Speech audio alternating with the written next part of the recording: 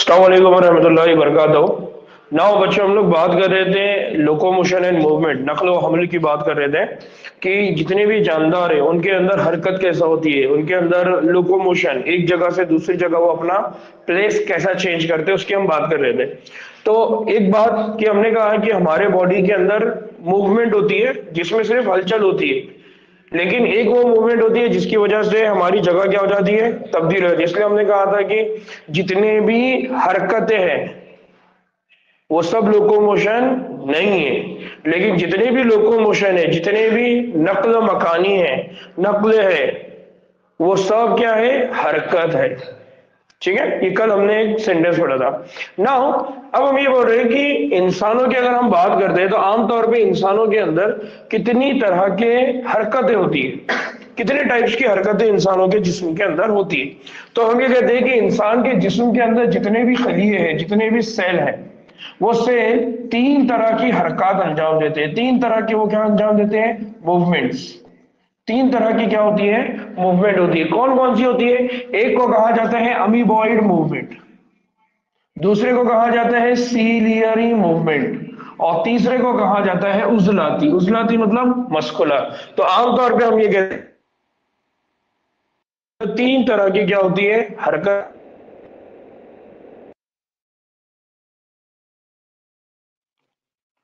ठीक, तो हमारी बात कहाँ तक हुई थी? हमारी बात ये हुई कि जो भी मैक्रोफाजेज है, खून के जो खलियात है, मैक्रोफाज है, उसके बाद है ल्यूकोसाइट्स है, इनमें क्या होती है, प्रोटोप्लाज्म स्ट्रीम होती है, और साथ ही साथ ढाकलवी ढांचे के अंदर भी तब्दीलियां होती है, और उसकी वजह से क्या बनते हैं, सीडोपोडिया यानी फॉल्स फीट।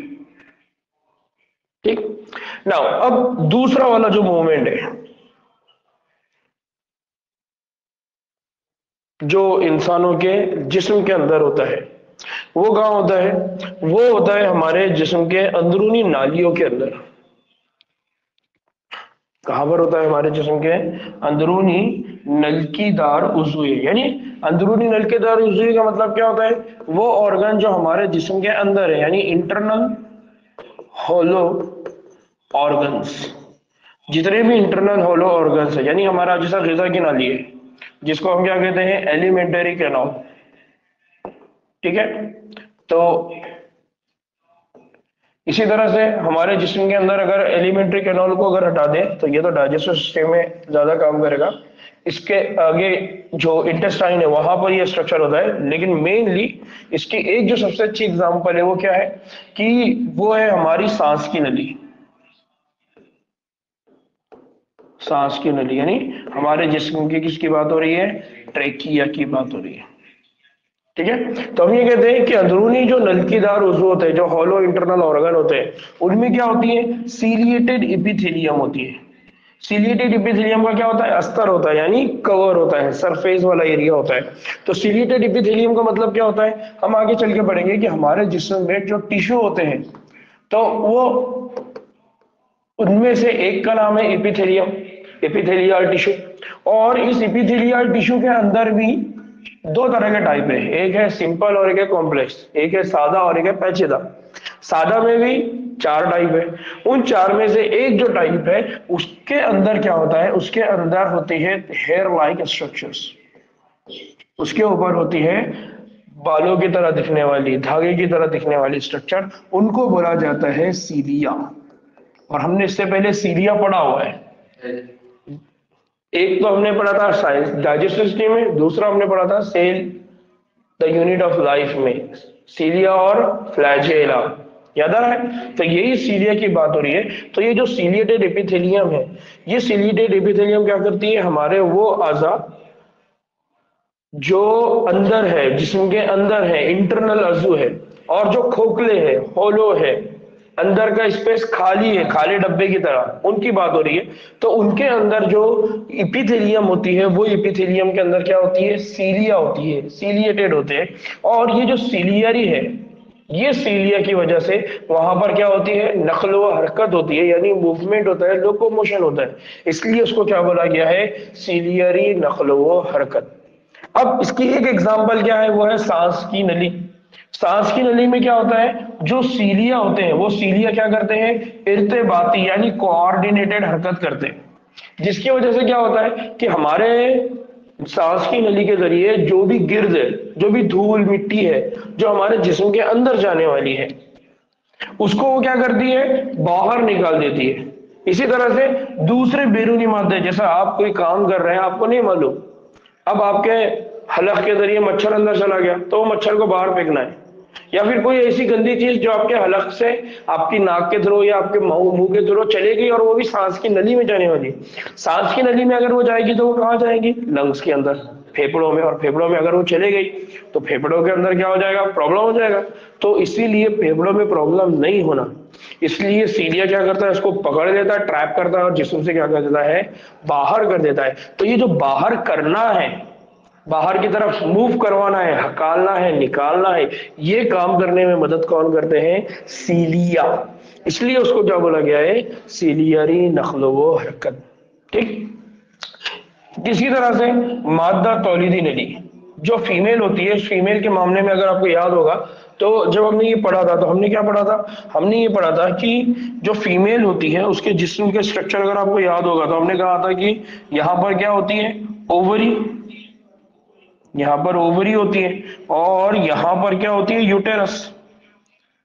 अब ओवरी से क्या निकलेगा, ओवरी से निकलेगा एग, और ये एग को जाकर इम्प्लांट कहां पर करना है, यूटेरस पे, रहम पे, याद आ रहा है, मादर रहम पे, और यहाँ पर फिर बेबी का डेवलपमेंट होगा, बच्चे का डेवलपमेंट होगा। तो ये जो अंडा निकला था तो ये ओवरी से निकला था, इस ओवरी से उसको यूटेरस पे लेकर आना है। ये लाने का काम भी यहाँ पर कौन करता है, ये लाने का काम यहाँ करते हैं सीलिया, हेयर लाइक स्ट्रक्चर। वो क्या करेंगे, अंडे को धीरे धीरे धीरे आगे क्या करेंगे, पास करेंगे, और वो अंडा जाके कहां पर इम्प्लांट हो जाएगा, यूटेरस के ऊपर। ठीक है। तो जो फेलोपियन ट्यूब है यानी रिप्रोडक्टिव सिस्टम है, मादा तौलीदी नली है, उसमें बैजे की जो हरकत है, एग की जो हरकत है या ओवा की जो हरकत है, उसके लिए जिम्मेदार कौन है, सीलियरी मसल्स। इसलिए हम ये कहते हैं कि सीलियरी हरकत की वजह से ये काम क्या होता है, मुमकिन हो पाता है। तो एक तरफ से हमने कहा कि पहले वाला जो हरकत है वो कौन सी वाली हरकत है, अमीबॉइड। दूसरी वाली हरकत कौन सी है, सीलियरी, जिसमें सीलिया की वजह से क्या होता है, वो जो ओवा है वो ओवरी से कहां पर आएगा, यूटेरस पर आएगा। ठीक है। तो इस तरह से ये दो हरकतें हैं इंसानों के अंदर होती है। नाउ तीसरा जो मूवमेंट होता है वो कहां होता है, वो मूवमेंट होता है जिसको हम मस्कुलर मूवमेंट कहते हैं। क्या कहते हैं इसको, मस्कुलर मूवमेंट कहते हैं। ये हमारे जो बाजू है यानी हमारे हाथ पांव है, इसी तरह से हमारे टांगे हैं, इसी तरह से हमारे जबड़े और हमारी जबान है, तो इनके अंदर जो मूवमेंट होती है उसको कहा जाता है उजलाती, यानी क्या कहा जाता है, मस्कुलर मूवमेंट। तो हमारी जो उजलाती हरकत होती है वो किसमें होती है, बाजू, हमारे टांगे, जबड़े, जबान वगैरह में हमको उजलाती हरकतें देखने को मिलती है। अब जो कसीर कलवी अज़ुए है यानी कौन, मल्टी सेल्यूलर ऑर्गेनिज्म, और इसी तरह से इंसानी उजलात की अगर हम बात करें तो हमारे अंदर क्या मौजूद होती है, लचकदार सलाहियत है, और इसी लचकदार सलाहियत की वजह से हम क्या कर सकते हैं, लोकोमोशन, यानी आपका हाथ है इसमें लचक है, आपके पाँव है इसमें लचक है, अगर ये लचक नहीं रहती तो हम कोई हरकत अंजाम नहीं दे सकते। इसी तरह से दूसरे हरकत के लिए भी ये क्या होता है, मौसर तरीके के तौर पर क्या होते हैं, इस्तेमाल होते हैं।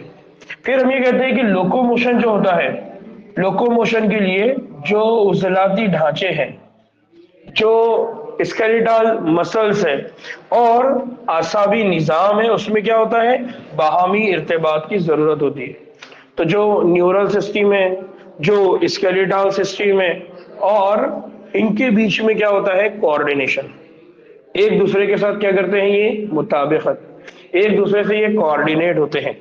ठीक है। इस बात में हम अज़ुयों की क़साम, उनकी साख्त और ढांची निज़ाम के अहम पहलू के मामले में क्या करने वाले हैं, मुताला करने वाले हैं। तो बेसिक कंसेप्ट क्या याद रखना है कि इंसानों के जिस्म के अंदर कितनी तरह की हरकतें होती हैं, तीन। एक हरकत होती है अमीबॉइड, एक होती है सीलियरी, एक होती है मस्कुलर, दैट इज उजलाती। जो अमीबॉइड मूवमेंट है वो कहाँ होता है, खून के खलियों में। जो सीलियरी मूवमेंट होता है उसके लिए एक नाम हमने पढ़ा ट्रैकिया, सांस की नली, दूसरा पढ़ा हुआ है मादा तौलीदी निजाम। और तीसरा हमने कहा मस्कुलर। तो मस्कुलर ये जो मूवमेंट है ये हमारी जबान में भी है, ये हमारे हाथों में भी है, ये हमारे पाँव में भी है, ये हमारे जबड़ों में भी है। ये सारी जगह पर हमको क्या देखने को मिलता है, उजलाती हरकत, या जिसको हम क्या कहते हैं, मस्कुलर मूवमेंट। ठीक है, जैसे ये बाइसेप है, अभी ये हाथ की हड्डी को ऊपर लेकर आना है ना। तो ये हो गया हमारा ह्यूमरस, ये हो गया टिबिया फीबिया। तो ह्यूमरस के साथ टिबिया फीबिया को ऊपर लाना है, तो ये हड्डी खुद मूवमेंट नहीं करेगा, इसको मूव करवाने के लिए कौन काम करेगा, मसल्स। तो ये मसल्स के अंदर क्या होता है, कॉन्ट्रैक्शन एंड रिलैक्सेशन, सुकड़ाओ फैलाओ, उसकी वजह से ये क्या करती है, हरकत करती है। ठीक।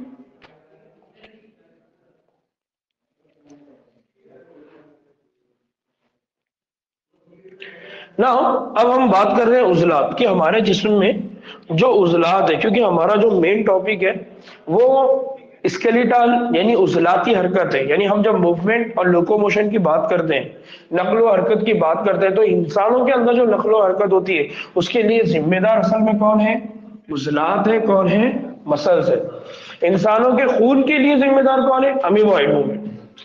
इंसानों के अंदर दूसरे जो खलिए हैं उनके मूवमेंट के लिए कौन रिस्पॉन्स है, सीलिया। बट इंसान के पूरे जिस्म को, बड़े बड़े ऑर्गन को, जैसा हमने कहा ना दिल है हमारा, दिल के अंदर भी क्या होता है, कॉन्ट्रैक्शन एंड रिलैक्सेशन। तो उसके लिए भी कौन जिम्मेदार है, उजलात, मसल्स। इसलिए अब हम उजलात को, मसल्स को डिटेल में स्टडी करने वाले हैं। ठीक है ना। ना ना हम क्या कहते हैं, जो उजले हैं यानी जो उजलात है हमारे, ये उजलात ओरिजिनेट कहां से हुए, कहां से बने हुए हैं। तो ये जो बने हुए, ये कहां से बने हुए हैं, मीजोडर्म से। किससे निकले हुए हैं, मीजोडर्म से। अब सवाल ये आता है कि what is mean by mesoderm, याद है क्या किसी को। इससे पहले हम लोगों ने पढ़े थे इंडोडर्म, एक्टोडर्म, मीजोडर्म। हम क्या कहते हैं, हम ये कहते हैं कि ये फीमेल है, फीमेल से क्या निकलेगा, एग सेल। और जो मेल है उस मेल से क्या निकलेगा, उस मेल से हमारे पास निकलेगा स्पर्म। जब एग और स्पर्म का इंटरेक्शन होता है तो सबसे पहले उससे क्या बनता है, जाइगोट। याद आ रहा है क्या, जाइगोट से क्या बनता है, जाइगोट से बनता है मोरूला। मोरूला से क्या बनता है, ब्लास्टूला। ब्लास्टूला से क्या बनता है, गैस्ट्रूला। और जब गैस्ट्रोला बनता है तो गैस्ट्रोला में कितनी लेयर बनती है, गैस्ट्रोला में बनती है 3 लेयर। एक का नाम है एक्टोडर्म, दूसरे का नाम है मीजोडर्म,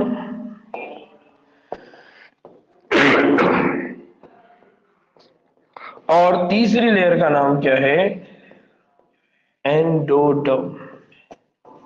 तो यहां पर ये जो मीजोडर्म है ये मिडल लेयर, दरमियान की है। एक्टोडर्म मतलब बाहर की, इंडोडर्म मतलब अंदर की, और इन दोनों के बीच की जो है वो कौन है, मीजोडर्म। तो हमारे जिस्म में जब गैस्ट्रोडा बनता है यानी माँ के पेट में, मदर के बॉडी में जब बच्चे का डेवलपमेंट होता है, तो उस डेवलपमेंट के प्रोसेस में जो हमारी आंख, कान, नाक, हाथ, पांव बन रहे हैं, तो ये कहां से बनते हैं, ये 3 लेयर से।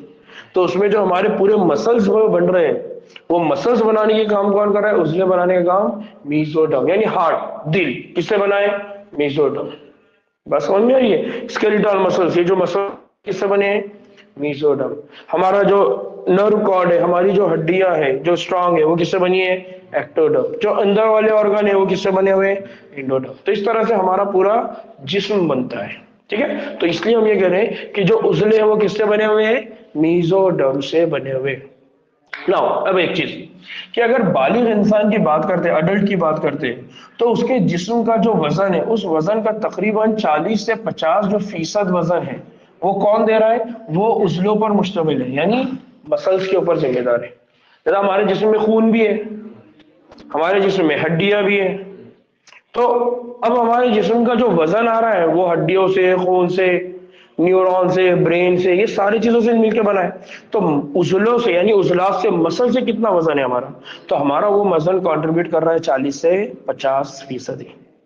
ठीक है ना। अब हम ये कहते हैं कि ये जो उजले हैं इनकी खास बात क्या है, इनके अंदर क्या अहम खसूसियात है।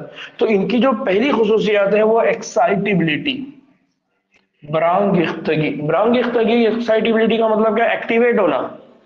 जैसा हमारा हार्ट है, अचानक में आपके पीछे कुत्ता लग गया, डॉगी लग गया, तो हार्ट क्या हो जाता है, फास्ट एक्टिवेट हो जाता है, उसकी एक्टिविटी क्या हो जाती है, बढ़ जाती है।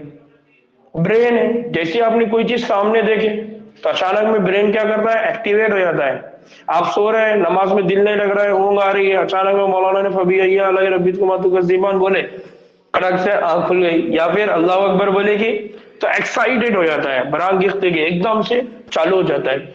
दूसरा है इनक़िबास। इनक़िबास का मतलब क्या होता है, कॉन्ट्रैक्शन, है ना। आमतौर पे आपने सुना होगा कब्ज हो गया, कब्ज हो गया मतलब पेट जाम हो गया, तो उसी से याद रखना है, यानी दब गया, कॉन्ट्रैक्ट हो गया, इनक़िबास यानी कॉन्ट्रैक्शन। तीसरी प्रॉपर्टी मसल्स की क्या होती है, लचकीलापन। लचकीलापन का मतलब क्या होता है, वो होता है एक्सटेंसिबिलिटी। क्या होता है, एक्सटेंसिबिलिटी। एक्सटेंसिबिलिटी का मतलब क्या होता है, कोई चीज है आपके पास, उसको आप कितना भी खींचो, है ना, मुझे तान, तन्ना बोलते हैं जिसको हम, तो एक्सटेंसिबिलिटी दैट इज लचकीलापन।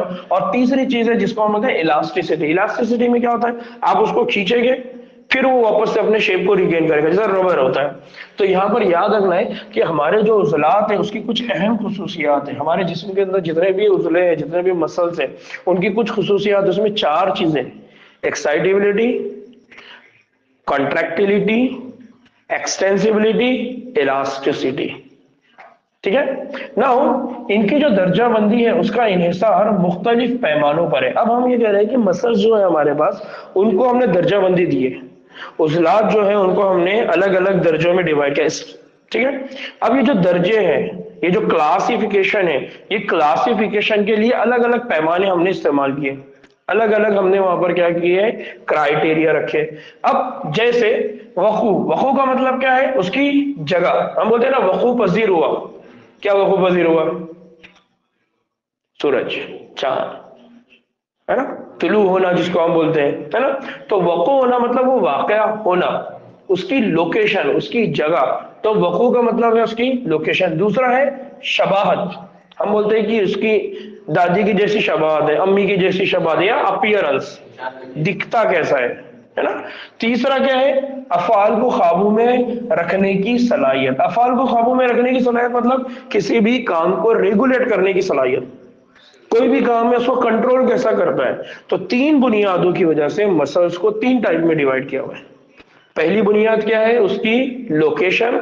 दूसरी, उसका अपीयरेंस, दिखता कैसा है। तीसरा कि उसको कंट्रोल कैसे किया जाता है, उसको रेगुलेट कैसे किया जाता है। हमने दिल के मामले में पढ़ा था, हार्ट, है ना, उसको कंट्रोल करना होता है। वैसे हमने लंग्स के मामले में, फेफड़ों के मामले में उसको कंट्रोल किया जाता है। इसी तरह से डाइजेस्टिव सिस्टम, निजाम की बात की थी, उसके कॉन्ट्रैक्शन, उसके कंट्रोल के मामले में हमने बात किए थे।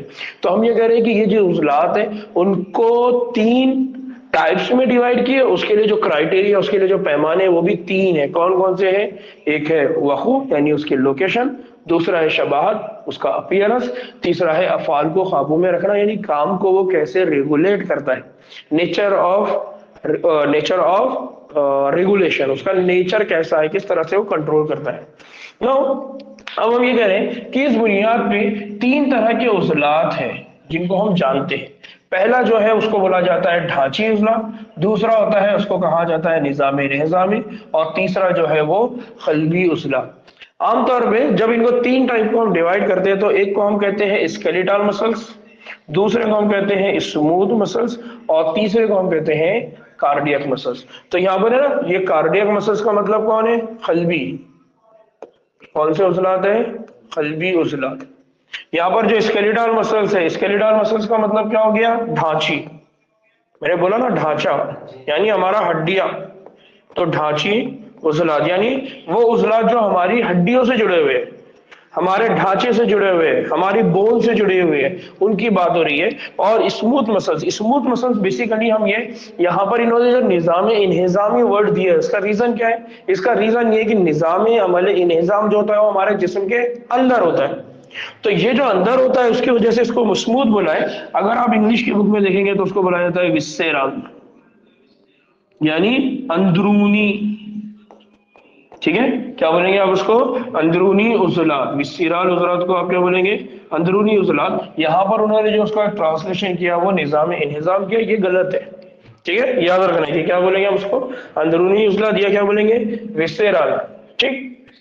नाउ ये बेसिक कंसेप्ट है जो आपने याद रखना है कि हमारे जिस्म में जो उजले हैं वो मेसोडर्मल लेयर से बने हैं। 40 से 50% हमारे जिस्म का ये कंट्रीब्यूट करते हैं। तीसरा ये कि जो उजलात हैं इनको, इनके अंदर 4 प्रॉपर्टी है: एक्सटेंसिबिलिटी, कॉन्ट्रैक्टिबिलिटी, एक्साइटेबिलिटी और इलास्टिसिटी।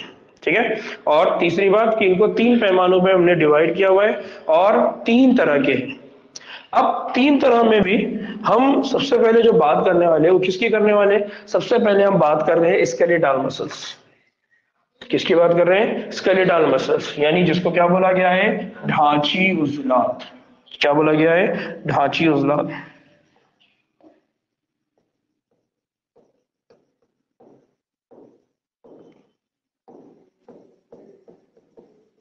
ठीक। अब ये जो ढांची उजलात होते हैं ये कहाँ होते हैं? तो हम ये कहते हैं कि ये हमारे जिस्म के ढांची निजाम से, ढांची निजाम का मतलब कौन हो गया? Skeletal system. किससे जुड़ा हुआ होता है? हमारे स्केलेटल सिस्टम, यानी हमारी हड्डियों के निजाम से ये जुड़ा हुआ होता है। ठीक। अब अगर आप खुर्दबीन में, खुर्दबीन मतलब किसकी बात हो रही है? माइक्रोस्कोप। किसकी बात हो रही है?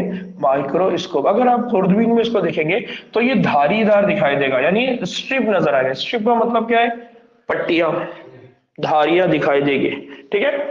नाउ इसीलिए इसको क्या कहा जाता है? धारीदार, यानी स्ट्राइटेटेड उजलात या स्ट्राइटेटेड मसल्स। तो हमारे जिस्म में जो स्केलेटल मसल्स होते हैं उनके अंदर हमको क्या दिखाई देती है? पट्टियां दिखाई देती है, धारियां दिखाई देती है, बैंड दिखाई देते हैं, स्ट्रिप पैटर्न दिखाई देता है। इसलिए हम उसको क्या कहते हैं? Striated muscles.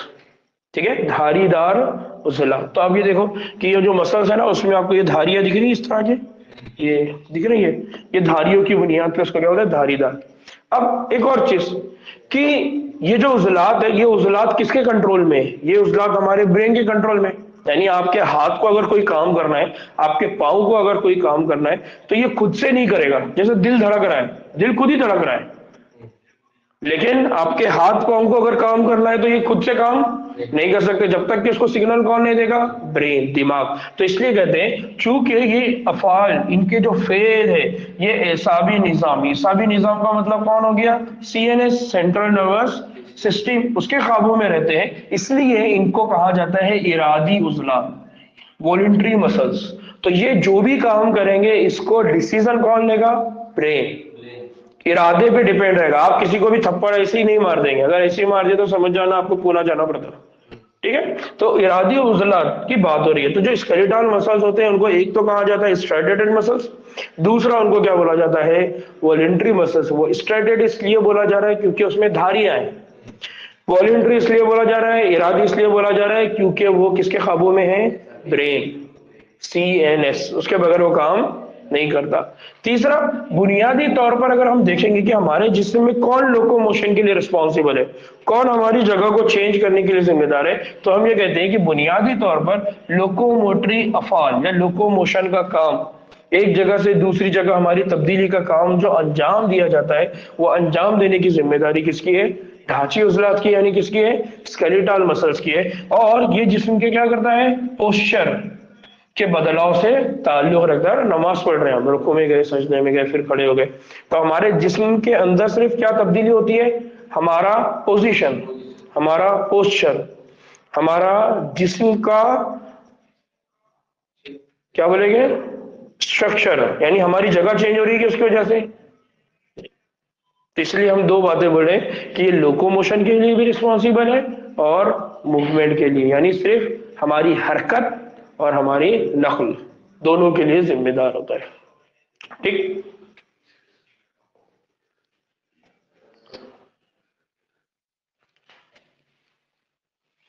नाउ अब दूसरे टाइप की हम बात कर रहे हैं। दूसरा टाइप कौन है? दूसरा टाइप जिसको यहां पर उन्होंने क्या बोला है? Smooth muscles. मैंने पहले भी बोला कि ये स्मूथ मसल्स नहीं है, सॉरी, स्मूथ मसल्स हैं, लेकिन इनका तर्जुमा जो यहां पर किया गया है वो निजामे इन्हेजामी उजलात है। तो ये निजामी इन्हिजामी उजलात नहीं रहेंगे बल्कि ये अंदरूनी उजलात है। क्या है ये? अंदरूनी उजलात, यानी उसको इंग्लिश में बोला जाता है विस्सेरा। क्या बोला जाता है उसको? विस्सेरा। स्मूथ क्यों बोल रहे हैं? स्मूथ इसलिए बोल रहे हैं क्योंकि अगर आप इनको देखेंगे तो ये कैसे दिखाई देते हैं? स्मूथ दिखाई देते हैं। यानी कैसे दिखाई देते हैं? नरम दिखाई देते हैं। यानी हमारा जिस्म के अंदर के जितने भी उजलात हैं, तो अगर आप फिंगर लगाकर भी अगर चेक करेंगे तो अंदर के जितने भी उजलात है वो क्या है? नरम है। तो वो दिखने के लिए कैसे है? नरम है, इसलिए उनका नाम क्या रख दिया गया? स्मूथ। और वो अंदर की साइड में इसलिए क्या बोला गया?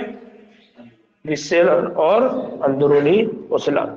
फिर ये जो उजलात होते हैं या ये जो मसल्स होती है, ये जिस्म के कहाँ होती है? अंदरूनी खोखले उज़्वे के अंदर होती है। और अंदरूनी खोखले उज़्वे यानी हॉलो ऑर्गन की बात हो रही है, खाली डब्बे वाला जैसा होता है ना, वैसा अंदर की दीवार की बात हो रही है। तो ये उसकी अंदरूनी दीवार के हिस्से हैं। जैसे हमने कहा ना खाने की नली, इसीलिए हमने कहा था कि जब खाना हमारे माउथ से स्टमक यानी हमारे मेदे मेदे से इंटेस्टाइन में जाएगा, तो उस वक्त ये मसल्स क्या करती हैं? कॉन्ट्रैक्शन एंड रिलैक्सेशन, जिसको हमने क्या कहा था? Peristalsis movement. याद आ रहा है? तो ये जो पेरिस्टालसिस मूवमेंट है, इसी तरह से हम कहते हैं तौलीदी नली। तौलीदी नली में क्या होता है? तौलीदी नली के अंदर ये होता है कि जब जो फीमेल रहेगी, जो मादा रहेगी, उसके अंदर हमने कहा कि एग निकलता है, तो वो एग ओवरी से निकल कर कहाँ आ रहा है? यूटेरस। तो एग ओवरी से निकल के यूटेरस यानी रहम पे जब आएगा, तो उसको लाने में भी कौन करेगा? ये मदद करेगा। इसी तरह से हमने कहा किडनी, एक्सक्रीटरी सिस्टम, गुर्दे की बात की, तो वो जो यूटेरस है, उस यूटेरस के अंदर भी यही उजलात होते हैं, जिसकी वजह से क्या होता है? जो पेशाब बनता है किडनी में, वो धीरे धीरे धीरे जाके पेशाब की थैली में यानी यूरिनरी ब्लैडर में क्या हो जाता है? जमा हो जाता है। तो ऊपर से नीचे लाने वाली वो ट्यूब के अंदर भी कौन से वाले उजलात होते हैं? ठीक है ना। एक और चीज, इनमें धारियां नहीं होती, यानी इनमें क्या नहीं होता है? बैंड्स, स्ट्रिप्स, बल्कि ये कैसे होते हैं? हमवार, यानी ये पूरे सीधे सीधे रहेंगे। फिर इसीलिए इनको कहा जाता है हमवार उजलात। क्या कहा जाता है? हमवार उजलात, या इनको हम कहते हैं नॉन स्ट्रैटेड। क्या कहते हैं उनको? Non striated muscles. तो ये जो उजलात थे ये कैसे थे? स्ट्रैटेड, स्ट्रिप पैटर्न वाले, लेकिन इनके अंदर कोई स्ट्रिप पैटर्न नहीं है, इसलिए इनको हम क्या बोलते थे? Non striated muscle. दूसरी चीज कि हमने कहा कि ये जो स्केलेटल मसल्स थे, ये दिमाग के कंट्रोल में थे, ब्रेन के कंट्रोल में थे, इसलिए हम बोलते थे इरादी, वॉलेंट्री। लेकिन ये ऐसा भी कंट्रोल से क्या होते हैं? आजाद, इंडिपेंडेंट होते हैं। यानी इनका कॉन्ट्रैक्शन रिलैक्सेशन हमारे ब्रेन के कंट्रोल में नहीं है, इसलिए इनको क्या बोला जाता है? गैर इरादी। यानी आप खुद तस्वुर करिए कि आपने गुलाबी जामुन मुंह में रखा, अब वो गुलाबी जामुन आगे जाना चाहिए, तो आप कब तक बैठे रहेंगे कि गुलाबी जामुन नीचे उतर रहा है ना? आपको सोना भी है, तो आप खाना खाते हैं और सो जाते हैं, लेकिन सुबह जब उठते तो खाना क्या हो चुका होता है? हजम, यानी ऊपर से नीचे तक चला गया होता है। तो ये ऊपर से नीचे तक लेकर जाने की जिम्मेदारी किसकी है? स्मूथ मसल्स, विसेरल मसल, अंदरूनी उजला। समझ में आया? क्योंकि वो कैसे हैं? इनवॉलेंट्री, गैर इरादी। नाउ इसी तरह से ये खाने की नली में ग़िज़ा को क्या करते हैं? आगे धक्का देते हैं, और तौलीदी नलीदे में क्या करते हैं? ज़्वाजों की हरकत में मदद पहुंचाते हैं। अब ज़्वाजे का मतलब क्या हो गया? मेल की तरफ से आएगा स्पर्म, फीमेल की तरफ से आएगा एग, तो वो दोनों को मिलाना है, वो दोनों को मिलाने में ये उजलात भी क्या करते हैं? मदद करते हैं। नाउ एक जो चीज यहाँ पर जो नई बुक में ऐड हुई है वो यहाँ पर हमको पढ़ना है। नई बुक में क्या ऐड हुआ है? नई बुक में एक जो चीज ऐड हुई है वो है फ्लैजेलर मूवमेंट। कौन सा वाला मूवमेंट है? फ्लैजेलर मूवमेंट। ना हो, ये फ्लैजेलर मूवमेंट होता है किसकी वजह से? तो इससे पहले भी मैंने कहा कि फ्लैजेलर मूवमेंट होता है फ्लैजेला की वजह से। और ये जो फ्लैजेला है, अगर आपको याद होगा तो मैंने इससे पहले भी बताया था, क्या होता है? ये लॉन्ग हेयर लाइक स्ट्रक्चर है, यानी ये बालों की तरह दिखने वाला लॉन्ग यानी थोड़ा सा बड़ा वाला स्ट्रक्चर है। जैसे हमने सीलिया की बात की थी तो क्या होता है? शॉर्ट हेयर लाइक, है ना? ये लॉन्ग हेयर लाइक। इससे फायदा क्या होता है? इससे फायदा ये होता है कि कोई भी सेल जो है, उस सेल के मूवमेंट के लिए ये फ्लैजेला रिस्पॉन्सिबल है। जैसे इंसानों में अगर बात करते हैं, मेल की अगर बात करते हैं, तो मेल में क्या होता है? स्पर्म। ये जो स्पर्म है ये फीमेल रिप्रोडक्टिव ट्रैक्ट के अंदर क्या करता है? ट्रैवलिंग। जब ये ट्रैवल करता है तो ये ट्रैवल करने में इसकी मदद कौन करती है? टेल। ये जो दुम है, ये दुम बेसिकली कौन है? फ्लैजेला। कौन है? फ्लैजेला। तो इसलिए हम ये कहते हैं कि ये जो स्पर्म सेल है ये फीमेल रिप्रोडक्टिव ट्रैक में ट्रैवल करेगा, और ट्रैवल करता हुआ कहां तक जाएगा? जहां पर एग है। एग कहां पर है? इससे पहले भी हमने कहा कि फेलोपियन ट्यूब के अंदर, और वहां जाके इन दोनों का क्या हो जाएगा? फ्यूजन हो जाएगा, और वो फ्यूजन के बाद जाइगोट बनेगा, और वो जाइगोट जाके कहां पर इम्प्लांट होगा? कहां पर उसकी कंसीव होगी? यूटेरस, मादर रहम में। और फिर मादर रहम में बेबी का क्या होता है? डेवलपमेंट। ठीक है, तो ये एक एक्स्ट्रा पॉइंट है जिसको आप लोगों ने अपनी नोटबुक में ऐड करना है, जो ओल्ड बुक में नहीं है। हाँ, यहाँ पर ये जो फ्लैजेला, हाँ ये तो हम लोगों ने ये बात पढ़ा हुआ था कि ये जो फ्लैजेला का मूवमेंट है ये कौन करवाता है, तो हमने कहा था कि बेसल बॉडी से ओरिजिनेट होगा, उसके अंदर क्या रहेगा? एक्सोनीम। याद आ रहा है ना? Double eight ring structure, single eight ring structure. तो उसकी वजह से ये क्या करेगा? मूवमेंट, इसके अंदर मूवमेंट होगा, हरकत होगी, और उस हरकत की वजह से स्पर्म क्या करेगा? आगे आगे बढ़ता चला जाएगा। ठीक। नाउ तीसरा तीसरा जो तीसरा जो उजलात है, तीसरे जो मसल्स है, वो कौन है? तीसरे उजलात और जो मसल्स है उनके नाम से हमको समझ में आ रहा है, क्या बात समझ में आ रही है? कि ये कार्डियक मसल्स है। और आमतौर पे हमको मालूम है, हमने इससे पहले जब दौरान खून पढ़ा था, सर्कुलेटरी सिस्टम पढ़ा था, उस जगह पे हमने कार्डियक साइकिल पढ़े, है ना? याद आ रहा है? तो कार्डियक साइकिल का मतलब है हार्ट साइकिल, जो दिल के अंदर होने वाली है। इसका मतलब ये हो गया कि अगर ये कार्डियक मसल्स है, इसका मतलब ये वो मसल्स है जो किससे रिलेटेड है? जो कहां पर मौजूद होते हैं? हार्ट। तो हार्ट की जो दीवार है, दिल की जो दीवार है, उनको बनाने वाले कौन है? Cardiac muscles. तो इसीलिए अगर है कि जैसा कि नाम से जाहिर है कि जो कल्बी उजलात है वो कल्ब के उजलात है, जो कल्बी उजलात है यानी जो कार्डियक मसल्स है वो किसके उजलात है? कल्ब के, दिल के। इन उजलात के जो खलिए होते हैं, जो सेल होते हैं, वो कई शाखों में मुनक़सिम होते हैं। यानी यहाँ पर क्या होती है कि ये जो सेल अभी तक हमने पढ़ा, इन सेलों में जितने भी सेल थे वो सब एक दूसरे से अलग अलग थे। लेकिन हार्ट के सेल की जब हम बात करते हैं तो उनके बीच में हमको क्या देखने को मिलती है? ब्रांच। क्या देखने को मिलती है? शाख। तो जितने भी खलिए होते हैं हमारे दिल बनाने वाले, वो सारे के सारे खलिए एक दूसरे से जुड़े हुए, ब्रांच है, शाखदार है। और ये ब्रांच और शाखदार होने से फायदा क्या होता है? इसका फायदा ये है कि हमारा हार्ट के अंदर जब भी कॉन्ट्रैक्शन होगा तो सारे सेल एक साथ कॉन्ट्रैक्ट करेंगे। इसीलिए हम ये कहते हैं कि जब ब्लड पंप होना है, ब्लड को सर्कुलेट करना है, तो चारों के चारों चेंबर एक साथ कॉन्ट्रैक्ट और क्या होते हैं? रिलैक्स। तो दो ऊपर वाले कॉन्ट्रैक्ट हुए तो ब्लड ऊपर से नीचे, जब दो नीचे वाले कॉन्ट्रैक्ट हुए तो ब्लड हार्ट से निकल के पूरे जिस्म में जाता है। तो पूरे जिस्म में अगर सर्कुलेट करना है, इसका मतलब है कि पूरे हार्ट ने एक साथ क्या करना है? कॉन्ट्रैक्शन। और पूरे हार्ट ने एक साथ कॉन्ट्रैक्ट करने का मतलब है कि पूरे हार्ट के सेल एक साथ कॉन्ट्रैक्ट करें। और सबको एक साथ अगर कॉन्ट्रैक्ट करना है, इसका मतलब सबने एक दूसरे को एक साथ क्या बोलना है? कम्युनिकेट करना है ना? बचपन में हम लोग ने सिट डाउन, तो एक साथ। और वो दूसरा जो हमारा पीटी में होता है, राष्ट्रगीत में होता है, 26 जनवरी है तो एग्जाम्पल याद आ गया, विश्राम सावधान, सब एक साथ। ठीक है, तो इस तरह से यह याद रखना है। फिर इनकी जो शबाहत है, इनका जो दिखना है या इनका जो अपीयरेंस है, उस पर हमको क्या दिखाई देती है? धारियां। इसलिए इनको क्या बोला जाएगा? धारीदार उजला। लेकिन ये हमारे एसाबी निजाम के काबू में नहीं है, इसलिए इनको दूसरे अल्फाज में हम क्या बोलेंगे? गैर इरादी। तो इन तीनों में एक बात याद रखना है कि स्केलेटल और कार्डियक, किसकी बात कर रहे हैं हम? ढांची उजलात और कल्बी उजलात। इनमें सिमिलरिटी क्या है? धारीदार। और अंदरूनी और कल्बी, इनमें सिमिलरिटी क्या है? इनवॉलेंट्री, गैर इरादी। याद रहेगा मेरा? ठीक। नाउ इसके आगे का हम लोग कल बात करेंगे। मैं दोबारा लिंक जनरेट कर रहा हूँ, जल्दी से ज्वाइन करिए। अस्सलाम वालेकुम वरहमतुल्लाहि वबरकातुहू।